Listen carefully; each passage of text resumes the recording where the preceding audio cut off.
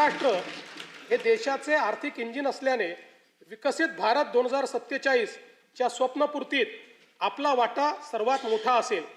राज्याची अर्थव्यवस्था सन 2047 पर्यंत $5 ट्रिलियन करणे हे राज्याचे मुख्य ध्येय आहे। या ध्येयाची पूर्तता करण्याच्या दृष्टीने विकसित महाराष्ट्र 2047चे विजन डॉक्युमेंट जाहीर करण्यात आले आहे।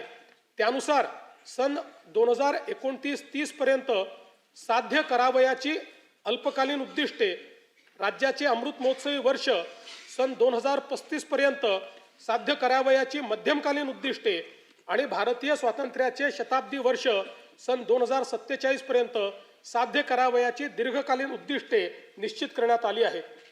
राज्याच्या प्रादेशिक संतुलित विकासाला चालना देण्याकरता 4 प्रमुख स्तंभ ठरवण्यात आले आहेत।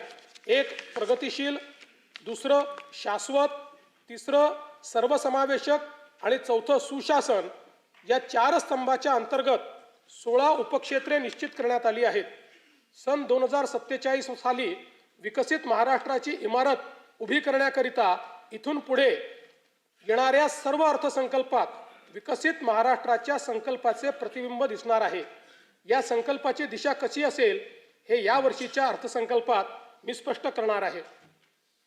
जब इरादा बना लिया है ऊंची उड़ान का, भास्कर राव, जब इरादा बना लिया है ऊंची उड़ान का, फिर देखना फिजूल है कद आसमान का।